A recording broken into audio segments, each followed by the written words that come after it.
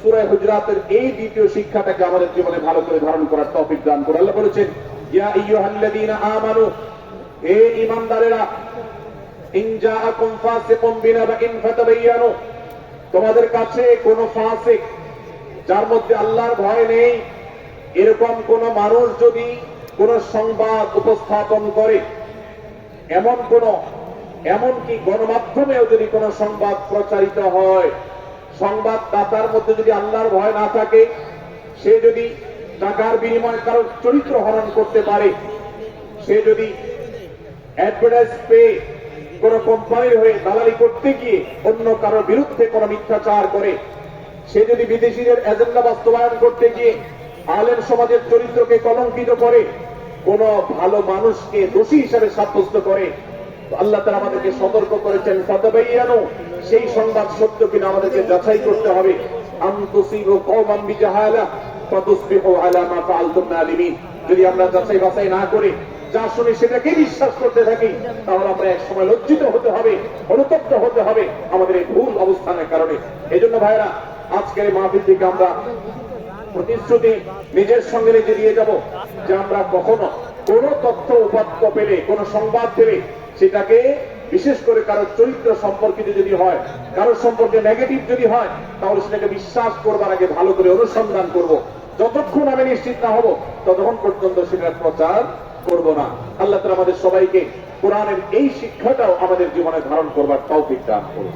ভাইরা আমার, তৃতীয় যে শিক্ষা সূরা হুজুরাতের, সেটি হলো আল্লাহ রাব্বুল আলামিন সূরা হুজুরাতের 9 এবং 10 নম্বর আয়াতে ঈমানদারদের মধ্যে যদি কখনো মতভিন্নতা, মতপার্থক্য, এটা যদি মারামারিতে পরিণত হয়, ঈমানদারদের মধ্যে যদি কখনো দুই পক্ষ গন্ডগোল এবং ফাসাদের মধ্যে লিপ্ত হয়ে যাওয়ার মতো দৃশ্যের অবতারণা হয়, তাহলে আমরা যেন আমাদের মুসলমান ভাইদের ঘর পোড়ার মধ্যে আলু পোড়া দিতে না যাই।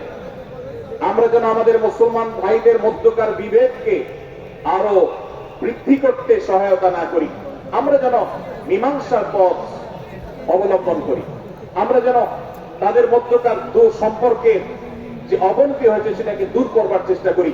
আল্লাহ রাব্বুল আলামিন এই নির্দেশ দিতে গিয়ে বলেছেন, ওয়া ইন তা'iফাতান মিনাল মুমিনিনা ফাতাতালু, যদি ঈমানদারদের দুটি দল, দুটি গ্রুপ নিজেদের মধ্যে মারামারিতে লিপ্ত হয়ে যায়, ফাসলিহু বাইনাহুমা, তাহলে তোমরা সেই বিবাদমান দুটি দলকে মীমাংসা করবার চেষ্টা করবে। আজ আমাদের মধ্যে এরকম বহু বিষয়কে কেন্দ্র করে মুসলমানদের মধ্যে অনেক সময় মুখোমুখি অবস্থান আমরা দেখতে পাই, যা দুর্ভাগ্যজনক, যা হওয়ার কথা ছিল না।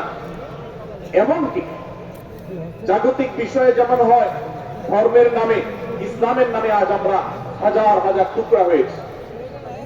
আজ গোটা বিশ্বে আমাদের মুসলমানদের যে অবস্থান দুর্বল হয়েছে, এর অন্যতম প্রধান কারণ হলো আমাদের অনৈক্য। আমরা যদি আজ আহলে কিবলা, আহলে সুন্নাহ ওয়াল জামাতের অনুসারীরা, নানান মত এবং পথের অনুসারী হওয়া সত্ত্বেও, নানান পথ এবং পন্থার অনুসারী হওয়া সত্ত্বেও, আমরা যদি মৌলিক বিষয়গুলোর উপর সবাই ঐক্যবদ্ধ থাকতাম, আমরা যদি আল্লাহ তাআলার দেওয়া ইত্তিহাদ মাল ইখতিলাফ, বৈচিত্র্যময় ঐক্য, বিভিন্ন বিষয় মতভিন্ন থাকা সত্ত্বেও মৌলিক বিষয়ে ঐক্যমতে আমরা যদি থাকতে পারতাম, আমাদের মধ্যে যদি মুসলিম ভ্রাতৃত্ববোধ থাকতো, আমাদের মধ্যে যদি বলয় ভিত্তিক যে দেয়াল আর প্রাচীরগুলো আছে সেগুলো যদি না থাকতো, তাহলে আজ বাংলাদেশের বাস্তবতা হলো, বাংলাদেশে আল্লাহর কোরআন, আল্লাহ রাসূল সাল্লাল্লাহু আলাইহি ওয়াসাল্লামের হাদিসের আলোকে বাংলাদেশ আজ অটোমেটিক পরিচালিত হতো, ঠিক কিনা বলেন?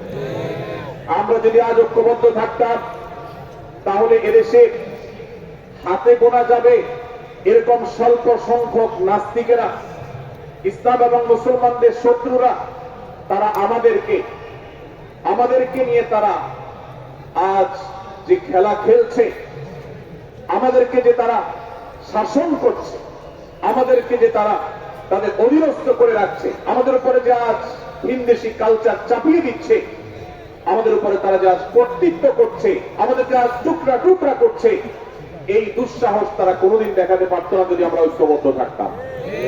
ভাইরা আমার, এই জন্য আমরা সব বিষয়ে সবাই একমত হব না, আজকের এই মাহফিলে যত মানুষ এসেছেন সবাই সব বিষয়ে একমত নন।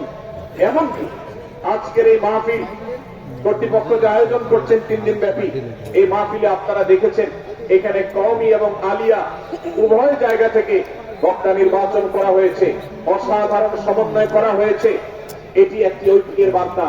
আমরা আশা করব মাঠ পর্যায়ে আমরা যারা কাজ করব আমরা প্রত্যেকে আমাদের অন্য মতের ভিন্ন মতের যে সমস্ত মুসলমান ভাইয়েরা আছেন তার সাথে আপনার কোন থটগত মত পার্থক্য থাকতে পারে, চিন্তাগত কোন ভিন্ন মত থাকতে পারে, কিন্তু দিন শেষে তিনি আপনার মুসলমান ভাই।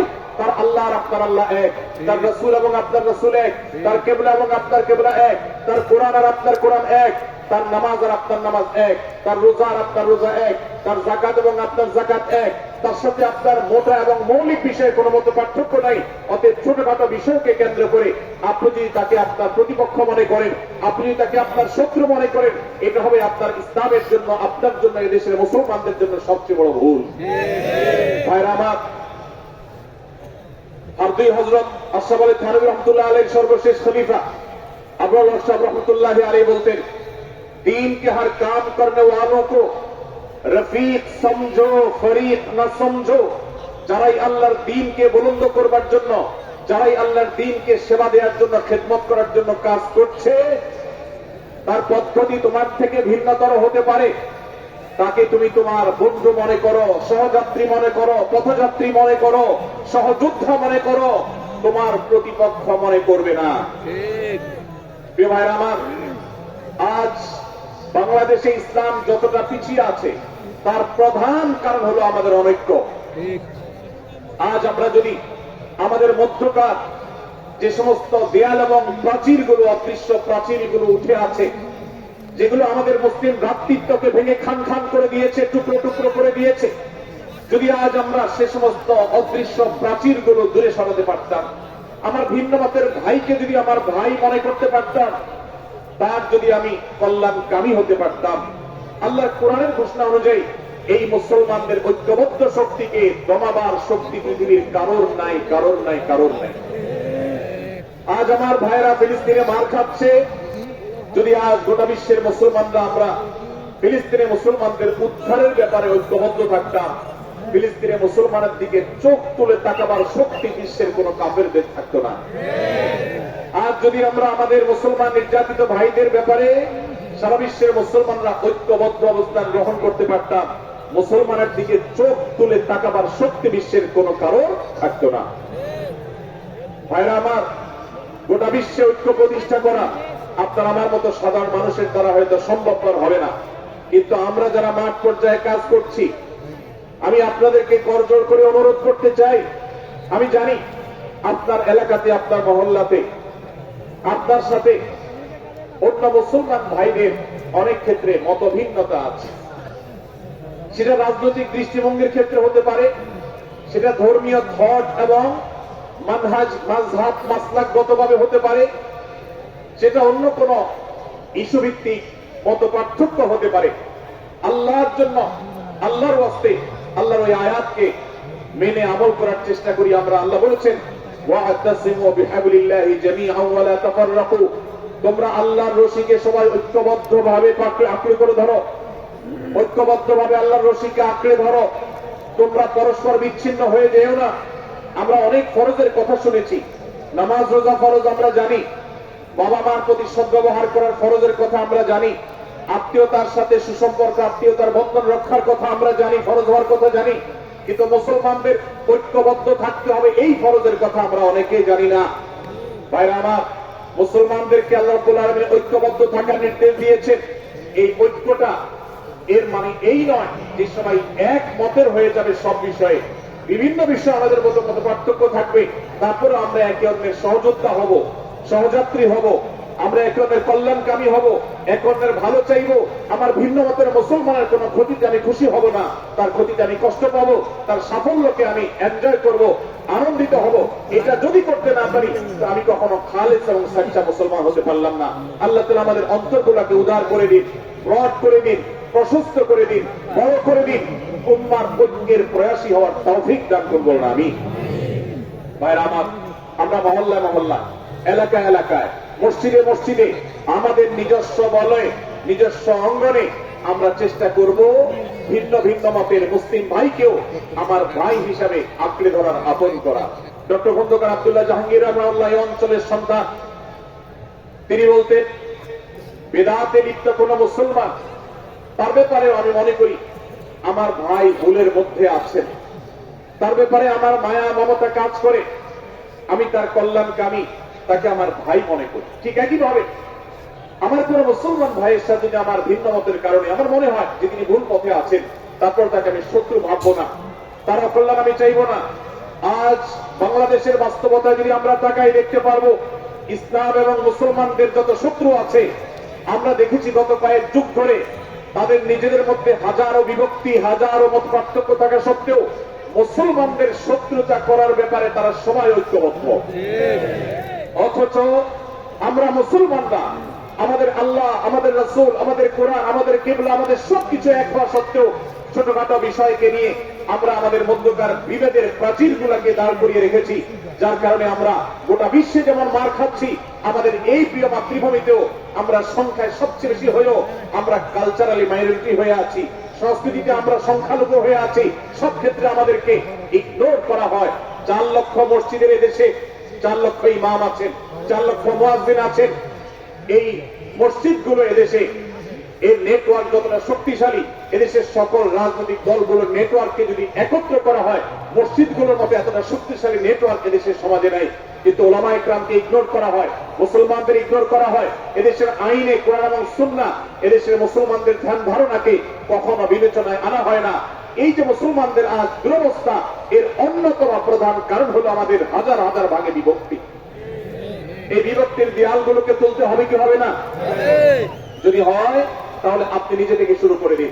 আপনি যেই মতই লালন করেন না কেন, আপনার ভিন্ন মতের মুসলমানকে আপনি ভাই মনে করবেন, তার সাথে বুক মেলাতে আপনার কষ্ট হবে না, তার সাথে বসতে আপনার অসুবিধা হবে না। ভিন্ন মতের আলেম, এক মতের আলেম আরেক মতের আলেমের সাথে বসতে অসুবিধা হবে না। এক মতের অনুসারী আরেক মতের অনুসারীকে ভাই বলতে অসুবিধা হবে না। আমরা সোশ্যাল মিডিয়াতে নিজেদের মধ্যে কামড়াকামড়ি করব না, নিজেদের মধ্যে আমরা ঝগড়া বিবাদ করব না। এবং যদি কেউ বিবাদে লিপ্ত হয়, সূরা হুজুরাতের 9 এবং 10 নম্বর আয়াতের শিক্ষা বলছে, মুসলমানদের মধ্যে দুটি দল যদি মারামারিতে লিপ্ত হয়, তুমি সেখানে গিয়ে খোঁচাখুচি করে মারামারি বাড়ানোর তো প্রশ্নই ওঠে না। বরং আল্লাহ বলছেন যে ফাসলিহু বাইনাহুমা, তাদের উভয়ের মধ্যে মীমাংসা করবার জন্য তুমি উদ্যোক্তা হও, তুমি উদ্যোগী হও। ভাইরা আমার, আমরা অনেকেই হয়তো জেনে থাকবো মিথ্যা এটা আল্লাহর জমিনের সবচেয়ে বড় জঘন্য অপরাধগুলোর মধ্যে থেকে একটি। একজন মুসলমান কোন অবস্থাতে মিথ্যা বলতে পারে না, কিন্তু কোন মুসলমান যদি অন্য মুসলমানের সাথে কখনো বিবাদ বিতণ্ডা লিপ্ত হয়ে যায়, দুজন মুসলমান বা দুটি বলয়, দুটি পক্ষ, দুটি গোষ্ঠী মুসলমানদের তাদের মধ্যে যদি কোনো বিষয় ভুল বুঝাবুঝি তৈরি হয়, ভিন্ন মত সৃষ্টি হয়, একে অন্যের সাথে শত্রু ভাবাপন্ন হয়ে যায়, তাহলে তাদের দুইজনের মধ্যে বা দুই পক্ষের মধ্যে মীমাংসা করবার জন্য কেউ যদি মিথ্যা কথাও বলে, অর্থাৎ আপনি এক পক্ষের কাছে গিয়ে বললেন, ভাই আপনি যাকে এত খারাপ মনে করছেন, যার ব্যাপারে আপনি এতটা রাগান্বিত হয়ে আছেন, আমি তো জানি তিনি আপনার ব্যাপারে অনেক সব চিন্তা রাখেন, আপনার ব্যাপারে অনেক ইতিবাচক ভাবনা রাখেন, আপনার ব্যাপারে অনেক সুধারণা পোষণ করেন। আপনি যদি একজন মুসলমানের কাছে গিয়ে, এক পক্ষের কাছে গিয়ে যদি এই কথাটা বলেন, বাস্তবে তিনি যদি এটা নাও বলেন, তারপরেও আপনি যদি এই মিথ্যা কথা বলেন, এই মিথ্যা এটা শুধু জায়েজ নয়, বরং এই মিথ্যাটা এর মাধ্যমে আপনি যে তাদের পরস্পরের সম্পর্ককে ভালো করার চেষ্টা করেছেন, এর মাধ্যমে আপনি আল্লাহর কাছে নেকি এবং সওয়াব পাবেন ইনশাআল্লাহ। ভাইরা আমার, তাহলে দুজন মুসলমান, দুটি পক্ষ, দুটি দল, দুটি বলয়, দুটি গোষ্ঠী যদি কখনো ভিন্ন মত তাদের মধ্যে তৈরি হয়, সেটা যদি মারামারিতে গিয়ে পৌঁছায়, সেটা যদি বিবাদ বিতণ্ডা পর্যন্ত গিয়ে পৌঁছায়, আমাদের কাজ হবে মধ্যে থেকে সেটাকে মীমাংসার মাধ্যমে দূরত্বকে কমানো। আমরা কখনো দূরত্ব বাড়াবো না, পারলে দূরত্ব কমাবো। ডক্টর খন্দকার আব্দুল্লাহ জাহাঙ্গীর রহমতুল্লাহ একটা কথা বলতেন, মুসলমানদের বাড়িতে যে আগুন লেগেছে, বিভেদের আগুন, মতবিরোধের আগুন, মত পার্থক্য, এটা মতবিরোধে যে পৌঁছে গেছে, এ আগুন তিনি বলতেন, আমি নিভাবার মতো শক্তি আমার নাই, এত পাওয়ার নাই যে বহুদা বিভক্ত মুসলমানদেরকে আমি ঐক্যবদ্ধ করে ফেলবো, এত শক্তি আমার হাতে নেই। কিন্তু একটা শক্তি আমার কাছে আছে ভাই, সেটা হলো যে বিবাদমান মুসলমানদের মধ্যে বিবাদ যেন আর না বাড়ে, বিবাদের যে আগুন লেগেছে সে আগুনে যেন আর ঘি ঢালা না হয়, কেরোসিন ঢালা না হয়, সেজন্য আমি ভূমিকা রাখতে পারি। আমি আপনাদেরকে বিনয়ের সাথে অনুরোধ করতে চাই, যত বিষয় নিয়ে আমাদের মুসলমানদের পরস্পরের মত পার্থক্য আছে, হতে পারে সেটা মাসআলা নিয়ে, হতে পারে সেটা রাজনৈতিক অবস্থানকে কেন্দ্র করে, হতে পারে অন্য কোনো বিষয়কে কেন্দ্র করে, আল্লাহর ওয়াস্তে আপনি বিভেদ মিটাতে পারেন আর না পারেন, বিভেদ যেন না বাড়ে সেজন্য আপনি অবস্থান গ্রহণ করবেন, বিভেদ বাড়ার ক্ষেত্রে কোনো ভূমিকা পালন করবেন না, এবং সবসময় উম্মার ঐক্য প্রয়াস চালাবেন, উম্মার ঐক্য চেষ্টা করবেন। আল্লাহর কাছে আপনি যে দোয়াগুলো করেন এর মধ্যে একটা দোয়া যেন এটাও থাকে, হে আল্লাহ, আমরা বহুদা বিভক্ত হয়ে গেছি, আমরা টুকরা টুকরা হয়ে গেছি, যার কারণে তোমার ভাষ্য অনুযায়ী আজ আমাদের শক্তি শেষ হয়ে গেছে, আমরা দুর্বল হয়ে গেছি। আজ বাংলাদেশের বাস্তবতা যদি আমরা বলি, যে দেশের 90-95 ভাগ মানুষ মুসলমান, সে দেশে আজ হাতে গোনা কিছু নাস্তিক, কিছু ইসলাম বিদ্বেষী, মুসলমান বিদ্বেষীরা, তারা আমাদেরকে আজ উঠা বসা করায়, তারা আমাদের আইন নির্ধারণ করে, তারা আমাদের শাসক নির্ধারণ করে, তারা আমাদের সব বিষয়গুলোকে নির্ধারণ করে দেয়। আমাদের সন্তানরা পাঠ্যপুস্তকে কি করবে সেটাও ইসলাম বিদ্বেষীরাই ঠিক করে দেয়। ভাইরা আমার, এই অবস্থার যদি পরিবর্তন চাই তাহলে আমাদের মধ্যকার দূরত্বগুলো কমাতে হবে।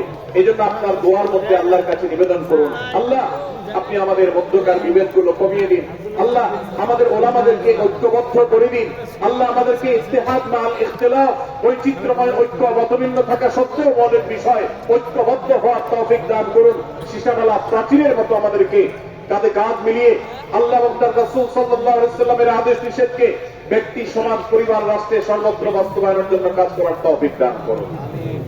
আমরা আমাদের দোয়ার মধ্যে মুসলমানদের ঐক্যের জন্য দোয়া করবো তো ইনশাআল্লাহ। আল্লাহ তাআলা আমাদেরকে সেই তৌফিক দান করুন। ভাইরা আমার, তাহলে সূরা হুজুরাতের তৃতীয় শিক্ষা বলছিলাম 9 থেকে 10 নম্বর আয়াতে আল্লাহ রাব্বুল আলামিন মুসলমানদের মধ্যে যদি কখনো বিবাদ, বিতণ্ডা, মারামারি, হানাহানি সৃষ্টি হয় তাহলে সেটিকে মীমাংসা করবার কথা বলেছেন। অতএব যদি কোন স্বামী স্ত্রীর মধ্যেও কখনো মনোমালিন্য তৈরি হয়, আপনার যদি সেখানে ভূমিকা রাখবার সুযোগ থাকে, আপনি চেষ্টা করবেন উভয়ের মধ্যে দূরত্বটা কমাবার জন্য। আমরা অনেকে আজকাল নামাজ কালাম পড়ি, রোজা রাখি, দাড়ি রাখি, অনেক ভালো ভালো কথা বলি, অথচ দুজনের মধ্যে গন্ডগোল লাগলে আমরা সেখানে এক পক্ষ হয়ে আরেক পক্ষকে আমরা খেপিয়ে তুলি। পারলে অনেকে চগলখড়ি করেন, প্রত্যেক পক্ষের কাছে গিয়ে অপর পক্ষের ব্যাপারে মিথ্যা কথা বলে তাদের মধ্যে ভেজালকে আরো বাড়িয়ে দেন। এই জন্য নবী সাল্লাল্লাহু আলাইহি ওয়াসাল্লামের ঐতিহাসিক হাদিস রয়েছে, লা ইয়াদখুলুল জান্নাতা নাম্মাম, যে ব্যক্তি চগলখড়ি করে, দুজনের মধ্যকার গন্ডগোল ফাসাদ বৃদ্ধিতে যে ব্যক্তি ভূমিকা রাখে, ভেজাল লাগায়, এই চগলখোর কখনো জান্নাতে যাবে না। আমাদের অনেকেরই এই দুঃস্বভাব আছে, এই খারাপ চরিত্র আছে। সূরা হুজুরাত, এই জন্য আমাদের আজকের যে সমাজ বাস্তবতা আছে, আমাদের যে ব্যাধি আছে ব্যক্তিগত পর্যায়ে, আমাদের পরিবারের, সমাজের সর্বত্র যে ব্যাধিগুলো ছেয়ে গেছে, সূরা হুজুরাতের প্রতিটি আয়াত যেন সেই ব্যাধির সবচেয়ে বড় ঔষধ, সে যেন সবচেয়ে বড় প্রতিষেধক, সে যেন সবচেয়ে বড় সমাধান। এই জন্য আমি বলেছি শুরুতে, আমার যদি আল্লাহ শক্তি সামর্থ্য দিতে, প্রত্যেক মুসলমানের হাতে পায়ে ধরে সূরা হুজুরাতের 18টি আয়াত, প্রত্যেকটি আয়াত আমি আমার মুসলমান ভাইদেরকে বলতাম, বারবার পড়ুন, বারবার পাঠ করুন, বোঝার চেষ্টা করুন, জীবনকে পরিবর্তন করুন। এদেশে নামাজি মুসলমান আপনি কম বেশি পাবেন, এদেশে রোজাদার মুসলমান কম বেশি পাবেন, এদেশে হজ আদায়কারী মুসলমান কম বেশি পাবেন, এদেশে তাসবিহরত মুসলমান কম বেশি পাবেন, কিন্তু এদেশে আচার আচরণ, কাজ কারবার, আখলাক এবং বান্দার হক এবং অধিকার, অন্যের অধিকার সংশ্লিষ্ট বিষয়ে সচেতন মুসলমান আপনি খুব বেশি পাবেন না। আর এই জন্যই আমাদের জান্নাতের পথে অনেক বড় অন্তরায় হয়ে আছে। আজ আমাদের চরিত্রগুলো নষ্ট হয়ে গেছে। আমরা নামে মুসলমান, আমরা চগলখড়ি করি, আমরা নামে মুসলমান, দুজনের মধ্যে গন্ডগোল সৃষ্টি করে দেই। গন্ডগোল আগে থেকে সৃষ্টি থাকবে, সেটাকে বাড়াবার চেষ্টা করি। আমরা নামে মুসলমান, আমাদের শিষ্টাচার নাই, আদব নাই, লেহাজ নাই। এই জন্য সূরা হুজুরাতের প্রতিটি আয়াত আমাদেরকে শিক্ষা দেয়। আল্লাহ তাআলা আমাদের সকলকে এই শিক্ষাগুলো আজকের এই মাহফিল থেকে আমাদের বুকের ভেতরে পরম যত্ন সহকারে নিয়ে যাওয়ার এবং আমাদের জীবনকে পরিবর্তন করার তৌফিক দান করুন। ভাইরা আমার, তৃতীয় এই শিক্ষাটি শেষ করে আমি বলতে চাচ্ছি, চতুর্থ আয়াতে আল্লাহ রাব্বুল আলামিন আমাদেরকে বলেছেন আমরা যেন কেউ কাউকে নিয়ে বিদ্রুপ না করি। ব্যঙ্গ না করি, কেউ কাউকে যেন বাজে নামে না ডাকি, কেউ যেন কাউকে খোঁচাখুচি না করি, কেউ যেন কারোর নাম বিকৃত করে তাকে না ডাকি। ভাইরা আমার, এই আয়াতটি আমি শুরুতে তেলাওয়াত করেছি। আল্লাহ বলেছেন, ইয়া আইয়ুহাল্লাযীনা আমানু লা ইয়াসখার কওম মিন কওমিন আসা আন ইয়াকুনু খায়রাম মিনহুম। হে ঈমানদারেরা, হে মুসলমানেরা, তোমাদের কেউ যেন অন্য কারোর নাম ধরে অন্য কাউকে ব্যঙ্গ বিদ্রুপ ঠাট্টা না করে। আমরা একে অন্যকে নিয়ে ঠাট্টা করি কি করি না? বিদ্রুপ করার রোগ আমাদের মধ্যে আছে না নাই? ভাইরা আমার, জাগতিক বিষয় তো আছেই, এমনকি দুর্ভাগ্যজনক বাস্তবতা হলো ধর্মের নামে, ইসলামের নামে একদল মুসলমান অপর দল মুসলমানকে নিয়ে হাসি, ব্যঙ্গ, বিদ্রুপ, রাসাহাসি এবং নাম বিকৃত করা এবং খোঁচাখুচি করা, এই কাজগুলো আমাদের মধ্যে আছে না নাই? আমরা যারা ইসলামের খেদমত মনে করি, আমার ভিন্ন মতের ভিন্ন দলের মুসলমানকে খোঁচাখুচি করি, আমরা যারা আল্লাহর খেদমত মনে করে, ইসলামের সেবা মনে করে, দাওয়াতের কাজ মনে করে, ইসলাম প্রচার মনে করে, ভিন্ন মতের অন্য দলের মুসলমানকে নিয়ে ব্যঙ্গ বিদ্রুপ আর হাসাহাসি করি, তাদেরকে সোশ্যাল মিডিয়াতে, অনলাইনে, অফলাইনে তুচ্ছ-তাচ্ছিল্য করি, আল্লাহর শপথ করে বলছি, এটা ইসলামের সেবা নয়, এটা হলো প্রবৃত্তির পূজা, এটা হলো আপনার নফসের পূজা, এটা হলো আপনার প্রবৃত্তির গোলামি করা, এটা আল্লাহর গোলামি নয়, এটা ইসলামের খেদমত নয়, এটা ইসলামের 12টা বাজানো। ভাইরা আমার, কোন অবস্থাতে একজন মুসলমান অন্য মুসলমানকে নিয়ে ব্যঙ্গ বিদ্রুপ করতে পারে না। আমার মুসলমান ভাই যদি কোনো ভুল কথা বলে, ভুল কাজ করে, আমি যথাযথ নিয়মে তাকে সংশোধনের চেষ্টা করব, সমালোচনা করার দরকার হলে সেটাও করব, কিন্তু হাসাহাসি নয়, বিদ্রুপ নয়, ব্যঙ্গ করা নয়। আজ আমাদের তরুণদের মধ্যে এটা একটা আর্টে পরিণত হয়েছে। আপনারা রোস্টিং ভিডিওর কথা কম বেশি সবাই জেনে থাকবে। রোস্টিং ভিডিওর কথা আপনারা জানেন কি জানেন? ভাইরা আমার, রোস্টিং ভিডিও নামটা দেখেন, অর্থাৎ কাউকে রোস্ট করা। আমরা মুরগি রোস্ট করার কথা জানি, এখন মানুষ রোস্ট করার সিস্টেম শুরু হয়েছে। একজন মানুষের কোন ভুল কিছু পেয়েছেন, অবশ্যই আপনি সমালোচনা করবেন। আপনি একজন মুসলমান হিসেবে জানতে হবে, কারণ ভুলের সমালোচনার মূলনীতি আছে। মূলনীতি আছে না নেই? কোরআন এবং সুন্নাহর বাতানো যে প্রিন্সিপাল, সেটাকে লক্ষ্য করে, সেটাকে আমলে নিয়ে, সেটাকে ধরে ধরে যদি আপনি সমালোচনা না করেন, তাহলে আপনার এই সমালোচনা এটাই আপনাকে জাহান্নামে নেওয়ার কারণ হতে পারে। ভাইরা আমার, আপনি কাউকে রোস্ট করার নামে, কাউকে সমালোচনা করার নামে, হতে পারে কেউ ভুল করেছেন, কিন্তু সেটা করতে গিয়ে যদি তার অধিকার নষ্ট করে, আপনি সীমা ছাড়িয়ে চলে যান, আপনি যদি ব্যঙ্গ বিদ্রুপ করে হারামের পর্যায়ে চলে যান, তাহলে সূরা হুজরাতের আয়াতের আলোকে আপনি কবিরা গুনাহে লিপ্ত হলেন। আমরা অনেকে আছি যে ব্যক্তিগত পর্যায়ে এই বিদ্রুপ করাটাকে আমরা কোনো বিষয় মনে করছি। সোশ্যাল মিডিয়াতে অনেকগুলো ভিডিও ক্লিপ আছে, আপনাদের চোখে নিশ্চয়ই পড়েছে, আমার চোখে বহু পড়েছে, যে অনেক সময় দেখা যায় বিনোদনের নামে কাউকে খোঁচাখুচি করা, কাউকে অপমান করা, কাউকে হয়তো ধাক্কা দিয়ে পানিতে ফেলে দেয়া, কাউকে কষ্ট দেয়া, কাউকে হয়তো প্রতারিত করা, এটাকে আমরা এনজয় করি। অনেক ভিডিও ক্লিপে দেখা যায় এভাবে কাউকে কোনোভাবে অপমানিত করে, কাউকে কোনোভাবে ধোঁকা দিয়ে, বোকা বানিয়ে আমরা এনজয় করি, আমরা হাসাহাসি করি।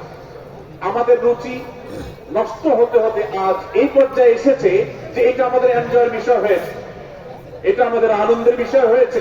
ভাইরা আমার, সূরা হুজরাতের এই আয়াত, অর্থাৎ 11 নম্বর আয়াত, এই আয়াত বলছে আমাদের জন্য কোন মুসলমানকে, কোন মানুষকে ব্যঙ্গ বিদ্রুপ করা হারাম।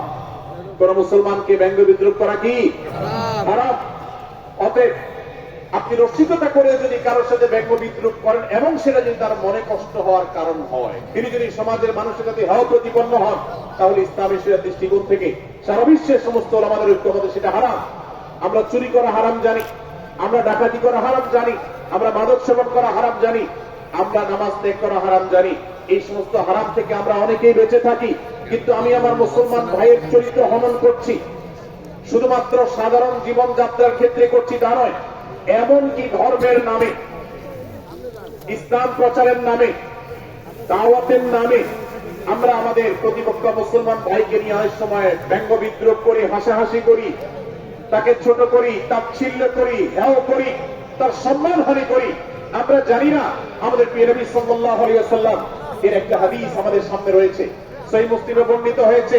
নবী করিম সাল্লাল্লাহু আলাইহি ওয়াসাল্লামের এই হাদিস আজ সবচেয়ে অসহায় হাদিস। অসহায় হাদিস এই জন্য বললাম যে আজকের এই হাদিসের উপরে কেউ আমল করে না, এই হাদিসটাকে কেউ পাত্তা দেয় না, এই হাদিসকে কেউ গুরুত্ব দেয় না। অথচ এই হাদিস প্রত্যেক মুসলমানের বুকে বুকে ঝুলিয়ে রাখা দরকার। এই হাদিস আমাদের ঘরে ঘরে ঝুলানো দরকার। এই হাদিস আমাদের অফিসগুলোতে শোভা পাওয়া দরকার। এই হাদিস আমাদের জীবনে বাস্তবায়ন হওয়া দরকার। নবী করিম সাল্লাল্লাহু আলাইহি ওয়াসাল্লাম সেই হাদিস বর্ণনা করেছেন। আবু হুরায়রা রাদিয়াল্লাহু তাআলা আনহু তিনি বলেছেন, লা তাহাসাদু, লা তাহাসাদু, হে মুসলমানরা, তোমরা কেউ কাউকে কখনো হিংসা করবে না, কেউ কাউকে হিংসা করবে না। আমাদের মধ্যে হিংসা আছে না নাই? হিংসা আছে না নাই? আমরা একে অন্যকে হিংসা করি। একদল মুসলমান অন্য দল মুসলমানকে হিংসা করে, কেউ কারো ভালো দেখতে পারে না। ভাইরা আমার, আল্লাহ নবী বলেছেন, লা তাহাসাদু, তোমরা একে অন্যকে হিংসা করো না। ওয়ালা তানাজাসু, কেনা বেচা করতে গিয়ে কেউ কাউকে ধোঁকা দিও না, প্রতারণা করো না। ওয়ালা তাবাগাদু, তোমরা একে অন্যের সাথে শত্রুতা বিদ্বেষ পোষণ করবে না। ওয়ালা তাদাবারু, তোমাদের কেউ যেন কারোর পেছনে লেগে না থাকে, কাউকে অবজ্ঞা যেন না করে।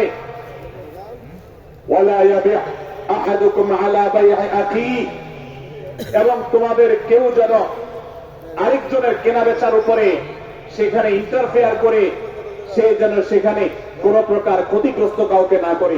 ওয়াকুনু ইবাদাল্লাহি ইখওয়ানা, হে মুসলমানরা, তোমরা আল্লাহর বান্দা ভাই ভাই হয়ে থাকো। তোমাদের মধ্যে মত পার্থক্য থাকুক, দলগত মত পার্থক্য, অবস্থানগত মত পার্থক্য, ধর্মগত মত পার্থক্য, মাযহাব মাসলাকগত মত পার্থক্য থাকুক, কিন্তু তোমরা আল্লাহর বান্দা ভাই ভাই হয়ে থাকো। এক দলের মুসলমানকে আল্লাহ তাআলা ভাই ভাই হতে বলেন নাই, এক গ্রুপের মুসলমানকে আল্লাহ ভাই ভাই হতে বলেন নাই, এক দলের মুসলমানকে আল্লাহ ভাই ভাই হতে বলেন নাই, নিজ দলের মুসলমানের সাথে আল্লাহ ভাই ভাই থাকতে বলেন নাই। আল্লাহ বলেছেন সকল মুসলমানদের সাথে ভাই ভাই হয়ে থাকার জন্য, ভ্রাতৃত্বের বন্ধনে থাকার জন্য। এই জন্য আল্লাহ নবী সাল্লাল্লাহু আলাইহি ওয়াসাল্লাম সে নির্দেশ করেছেন। আল্লাহ নবী সাল্লাল্লাহু আলাইহি ওয়াসাল্লাম আরো বলেছেন, আল মুসলিমু আখুল মুসলিম, মুসলমান মুসলমানের ভাই, লা ইয়াজলিমুহু ওয়ালা ইয়াখযুলুহু, কোন মুসলমান কোন মুসলমানকে জুলুম করতে পারে না, তার আইল ঝেলতে পারে না, তার জমি দখল করতে পারে না, তার অধিকার নষ্ট করতে পারে না, তাকে কথা দিয়ে অত্যাচার করতে পারে না। ওয়ালা ইয়াখযুলুহু, তাকে অপমানিত করতে পারে না, লাঞ্ছিত করতে পারে না। ওয়ালা ইয়াকযিবুহু, তার সাথে মিথ্যা বলতে পারে না। ওয়ালা ইয়াহতিরুহু, তাকে তাচ্ছিল্য করতে পারে না। আত্তাকওয়া হাহুনা, আত্তাকওয়া হাহুনা, আত্তাকওয়া হাহুনা। নবীজি তিনবার নিজের বুকের দিকে তাকিয়ে দেখিয়েছেন, তাকওয়া এখানে, তাকওয়া এখানে, তাকওয়া এখানে। আমাদের অন্তরকে ভালো করতে হবে, সমস্ত মুসলমানদের জন্য উদার হতে হবে, কলিজাকে বড় করতে হবে, মনটাকে ব্রড করতে হবে, প্রশস্ত করতে হবে, অন্য মুসলমানকে ভাই মনে করতে হবে। কোন ভিন্ন মতের মুসলমানের সাথে শত্রুতা পোষণ করা যাবে না। ভাইরা আমার, অতএব এই হাদিসকে সামনে রেখে এই হাদিসের শেষ অংশে নবী সাল্লাল্লাহু আলাইহি ওয়াসাল্লাম বলেছেন, আল মুসলিমু কুল্লুল মুসলিমি আলাল মুসলিমি হারামুন দামুহু ওয়া মালুহু ওয়া ইরদুহু। এক মুসলমানের জন্য অন্য মুসলমানের তিনটি জিনিসকে আল্লাহ তাআলা হারাম করে দিয়েছেন। কোন মুসলমানের রক্ত এটা প্রবাহিত করা, কাউকে হত্যা করা যেরকম হারাম, কোন মুসলমানের সম্পদ অন্যায়ভাবে আপনি ভোগ করবেন, দখল করবেন, মেরে দিবেন, এটা হারাম। ঠিক একইভাবে কোন মুসলমানের সম্মান নষ্ট করবেন, ইজ্জত নষ্ট করবেন, সম্মান নষ্ট করবেন, অপমান করবেন, এটাকে আল্লাহ তাআলা হারাম করেছেন। আল্লাহ তাআলা আমাদের সবাইকে অন্য মুসলমানদের ব্যাপারে এরকম দায়িত্বশীল ভূমিকা রাখার তৌফিক দান করুন, বলুন আমিন। ভাইরা আমার, সূরা হুজুরাতের 4 নম্বর আয়াতের এই শিক্ষাকে ধারণ করে আমরা কারোর প্রতি ব্যঙ্গাত্মক আচরণ করব না। অনেক মুসলমান আছেন অন্য মুসলমানদের নাম ধরে ধরে বিদ্রুপ ব্যঙ্গ করেন, নাম বিকৃত করেন। অনেক সময় আমরা রসিকতা করেও আমাদের অনেকের নাম বিকৃত করি। আল্লাহ সুবহানাহু ওয়া তাআলা এটাকে হারাম করেছেন। এমনকি নবী সাল্লাল্লাহু আলাইহি ওয়াসাল্লাম বলেছেন, লা তাকুল লিকাসিরিন ইয়া কাসিরু, কোন খাটো বা বেটে মানুষকে হে বেটে, হে খাটো এরকম বলে দেখো না। নবী সাল্লাল্লাহু আলাইহি ওয়াসাল্লাম বলেছেন, এভাবে ডাকলে তিনি অপমানিত হন। আল্লাহ তাকে এভাবে সৃষ্টি করেছেন। আমরা অনেক সময় দেখা যায় একে অন্যকে খোঁচা মারতে গিয়ে তার গায়ের রং কালো হলে, তিনি দেখতে আকারে ছোট হলে তাকে আমরা ব্যঙ্গ করি, বিদ্রুপ করি, তাকে আমরা তাচ্ছিল্য করি, তাকে আমরা অপমান করি, তাকে আমরা অপদস্থ করি। ভাইরা আমার, এটা আমাদের জন্য হারাম। আমি আবারও বলছি, চুরি হারাম আমরা জানি, ডাকাতি হারাম আমরা জানি, আমরা অন্যান্য হারামের কথা জানি, কিন্তু এই যে এক মুসলমান অন্য মুসলমানের অধিকার নষ্ট করা হারাম, এটা আমরা জানি না। এক মুসলমান অন্য মুসলমানের নাম বিকৃত করা হারাম, এটা আমরা জানি না। এই ব্যাপারেও আমরা দেখেছি যে আমরা যারা ইসলামের দাওয়াতের কথা বলি, কোরআন হাদিসের কথা বলি, তারাও দেখা যায় সোশ্যাল মিডিয়াতে, ফেসবুকে একদল মুসলমান অন্য দলের মুসলমানদেরকে নানা বাজে উক্তি দিয়ে ডাকাডাকি করে, বিকৃত নামে ডাকে, বিকৃত উপাধি দেয়, খারাপ কথা বলে, অমুকের দালাল তমুকের দালাল ইত্যাদি ধারণা করে কথা বলে। এই কাজগুলো হারাম, এগুলো আমরা কখনো করবো না। 5 নম্বর যে শিক্ষা আছে সূরা হুজুরাতে, সেটা হলো 12 নম্বর আয়াতে আল্লাহ রাব্বুল আলামিন এখানে কুধারণা করাকে হারাম করেছেন, মন্দ ধারণা করতে আল্লাহ তাআলা নিষেধ করেছেন, এবং গীবত করতে, পেছনে লাগতে নিষেধ করেছেন। ভাইরা আমার, এই একটি আয়াত অর্থাৎ সূরা হুজুরাতের 12 নম্বর আয়াত, এই আয়াতকে শিক্ষা ধারণ করে যদি আমরা আমাদেরকে শুধরাতে পারি, সংশোধন করতে পারি, তাহলে ইসলামের মেইন যে কাজগুলো আছে, ঈমানকে বিশুদ্ধ করা এবং শিরক মুক্ত ঈমান আনা, 5 ওয়াক্ত নামাজ পড়ার পর, বান্দার হক আদায়ের পর, এই আয়াতের উপর আমল করলে আপনার জান্নাতে যাওয়ার সবচেয়ে বড় বাধা দূর হয়ে যাবে ইনশাআল্লাহ। ভাইরা আমার, যে আয়াতে আল্লাহ তাআলা আমাদেরকে কারো প্রতি মন্দ ধারণা করতে নিষেধ করেছেন, গীবত করতে নিষেধ করেছেন, কারো পেছনে লাগালাই করতে নিষেধ করেছেন, সে আয়াতে আল্লাহ রাব্বুল আলামিন বলেছেন, ইয়া আইয়ুহাল্লাযীনা আমানু ইজতানিবু কাসীরাম মিনাজ-যন্ন, হে ঈমানদারেরা, হে মুসলমানরা, তোমরা কারোর প্রতি ধারণা, মন্দ ধারণা তোমরা করো না, এটা থেকে বিরত থাকো। অনেক ধারণা অর্থাৎ মন্দ ধারণা, এটা গুনাহ, এটা থেকে বিরত থাকো। ইন্না বা'দায-যন্নি ইথম, কারণ কিছু কিছু ধারণা অর্থাৎ যেগুলো মানুষের সম্পর্কে কোন তথ্য উপাত্ত ছাড়া নিছক ধারণা প্রসূত মন্দ ধারণা করা হয়, সেগুলো গুনাহের কারণ, সেগুলো অপরাধের কারণ, সেগুলো কবিরা গুনাহ, সেগুলো পাপাচার, সেগুলো আল্লাহর অসন্তুষ্টির কারণ, সেগুলো আল্লাহর অবাধ্যতার কারণ। এই জন্য ভাই, কারোর প্রতি মন্দ ধারণা করা যাবে না। এক্ষেত্রে আমি জানি আমাদের ব্যক্তিগত পর্যায়ে কারোর ব্যাপারে কোনো কিছু কথা উঠেছে অথবা সামান্য একটি সন্দেহ তৈরি হয়েছে, আমরা তার চরিত্র নিয়ে টানাটানি করি। আমরা জানি না একজন মুসলমানের চরিত্রের মূল্য কত বড়। আমার কাছে সুস্পষ্ট প্রমাণ আসার আগ পর্যন্ত কোন মুসলমানের চরিত্র নিয়ে আমার ব্লেম করবার কোন অধিকার আমার নাই। এই জন্য একজন মুসলমান কখনো কারোর প্রতি কুধারণা করবে না, মন্দ ধারণা পোষণ করবে না, খারাপ ধারণা পোষণ করবে না। আল্লাহ তাআলা আমাদেরকে এমন মুসলমানের সম্পর্কে খারাপ ধারণা করা থেকে বেঁচে থাকার তৌফিক দান করুন। ভাইরা আমার, কিছুটা বিশৃঙ্খলা দেখা যাচ্ছে, আমরা আপনাদেরকে বিনীতভাবে অনুরোধ করতে চাই, অনুগ্রহ করে সবাই বসে পড়ুন। যারা দাঁড়িয়ে আছেন তারা একটু বসে পড়ুন, সবাই যার যার দায়িত্বে বসে যান। আপনি আর জন্য চিন্তা না করে আপনি একটু বসে যান। ভলান্টিয়ার ভাইরা প্যান্ডেলের ভেতরে পেছনে কি হচ্ছে আপনারা একটু দেখুন। ডান পাশে যে সমস্ত ভাইরা আছেন, ভাইরা আপনারা আমার কথা শুনুন। ডান পাশে, আমার প্যান্ডেলের ডান পাশে যারা আছেন, আপনাদেরকে আমরা অনুরোধ করছি, ওয়াজ মাহফিলের মঞ্চে, তাফসীর কোরআন মাহফিলের প্যান্ডেলে এসে আমরা যদি বিবাদ বিতণ্ডা লিপ্ত হই, আমরা সে বিষয়ে আলোচনা করছি। আল্লাহর ওয়াস্তে আমরা বিবাদ বিতণ্ডা বন্ধ করি। আপনারা একটু শান্ত হন, আল্লাহর জন্য একটু সবর করেন। ভাইরা আমার, এদিকে যে কিছুটা বিশৃঙ্খলা দেখা যাচ্ছে, আপনাদেরকে আমরা অনুরোধ করছি আপনারা একটু বিশৃঙ্খলা বন্ধ করুন। ভাইরা, এখানে যারা দাঁড়িয়ে আছেন সবাই বসে যান, সবাই বসে যান, সবাই বসে যান। যশোরের মানুষের দুর্নাম হোক, আপনারা কি চান? আপনারা কি চান যশোরের মানুষের দুর্নাম হোক? তাহলে আশপাশে ভাইরা ওনাদেরকে সবাইকে বসাই দেন, বসাই দেন, কাউকে দাঁড়ায় থাকতে দিবেন না। ভাই সবাই বসেন, সবাই বসে যান। এখানে যারা দাঁড়িয়ে আছেন সবাই বসেন, অনুগ্রহ করে সবাই ধৈর্য ধারণ করেন এবং বসেন। আজকের মাহফিল সুন্দরভাবে শেষ হোক। আপনারা কি চান কি চান না? ভাই আপনারা কি চান কি চান না? যদি আপনারা চান, অনুগ্রহ করে আমার ডান পাশে যারা বিশৃঙ্খলা করছেন তারা বসে যান।